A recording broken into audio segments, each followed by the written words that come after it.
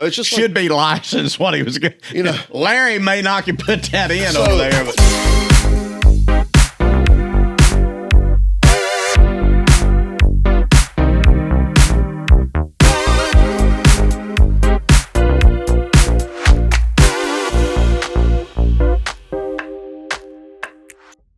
All right, back by popular demand. We just don't know who's demanding it, but Jason and I right here on the Two Ball Tires podcast, and this is actually backed by popular demand. Some people wanted us to, a few weeks ago on a podcast, we talked about EVs, talking about the Cadillacs, the process, the tax breaks and all that, but they wanted us to give them a little bit more information. Now, they didn't really specify what information, but I thought we'd spend just a few minutes talking about EVs, any specials going on. You know, sometimes I'll like Google Cadillac EV, and it seems like the EVs always have a great lease program. Is that right? Does that sound halfway right? It's interesting you bring that up because that was definitely the case. The leases on them haven't maintained their they've gotten a little not as good, I guess. Gotcha. But the interesting thing is all the strong leases there for so long on EVs, all those vehicles are starting to come off lease.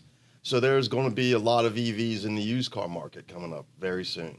Why would you think that the lease program, because I would think on an EV with gas prices being astronomical that some people would want to go more towards the EV side. I agree. I mean, the gas prices are high. I think EVs are a good buy right now.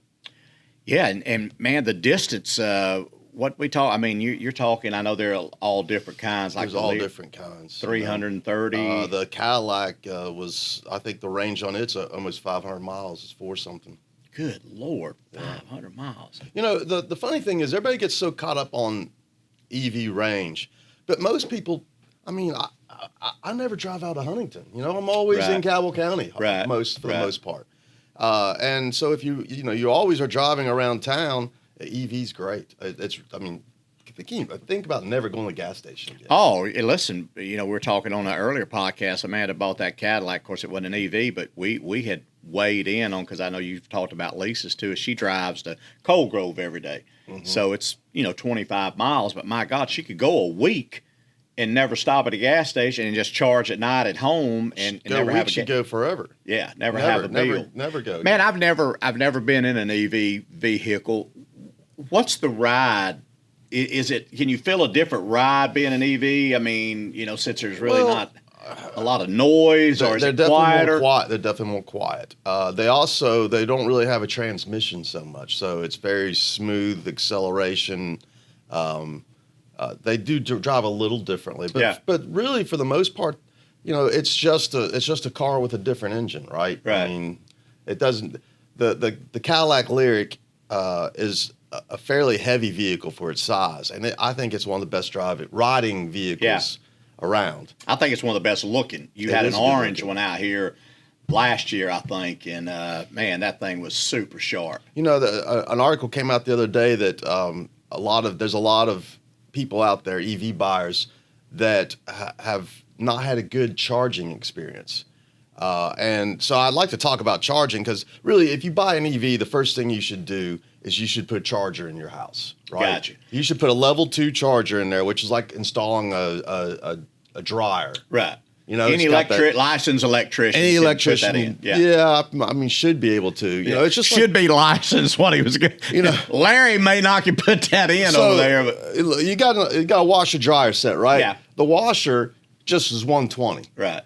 And if anyone's hooked up a dryer knows it's got like a different outlet, because it's 240 or 220 or whatever it is. And that's what the charger will need to be hooked up just like a dryer. It needs that extra level of I'm not an electrician, but no, I know what you're saying. It's a lot easier to pull up in your garage and stick that charger in there. Well, you charge you come home, you plug. It's just like your phone at night. You plug your phone in at night. The same thing with your car. So you want to do that. And people are like, well, that's just an extra expense. It is, but then you always have that. Oh, you don't have to buy a new charger every time you buy a new EV. Right. You have the charger. So now when 3 years later, when you get a new electric vehicle, or next year.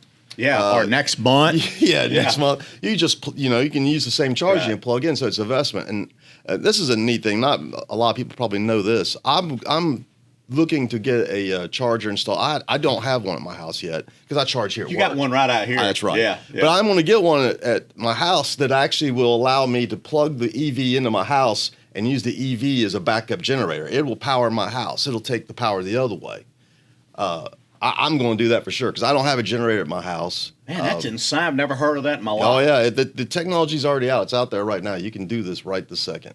And if you want it, you can also buy a battery pack and so that, you even have that. But I don't want to do that. I just want to be able to, for full transparency. And not everybody can do this, but so, we had the power go out for a week years ago, the Duratio. And, well, I would just take an EV up to my house, plug it in. If it happened today, I would take an EV up there, plug it in, and when the EV ran out of juice, I'd bring it down here, charge it down here, and take another EV up there and charge my house, right? And now I have a generator that's mobile, a mobile generator. That's crazy. So, the electric vehicles, the things that you can do with them are really a little more benefits than just the but gas. You have to you do. I would recommend anybody that wants to get in the EV, wants to start driving an EV, they need to put a charger in the house. That's just a most. Yeah, I would hate to have to just go sit at McDonald's and charge if I didn't have to. I know I went to Nashville last week and stopped at Buc-ee's on the other side of once you get on 75 going down that way. I don't know what town it is, but.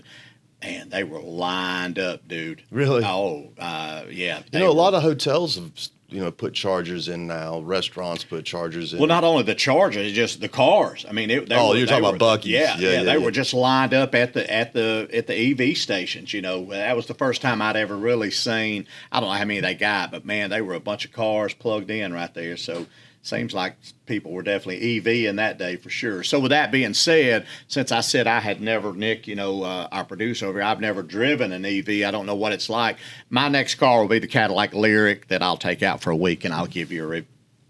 He's shaking his head no. It was a thought anyway. I thought I'd run it by. Right now I'm in a 2013 Cadillac, and I feel better than Boss Hogg in that thing, I'm telling you. So y'all come on down here, check out the EV. We got all kind of Cadillacs over here, whatever you need. Any of these salespeople will help you out. So thanks, pal. You got it, man. All right. See you.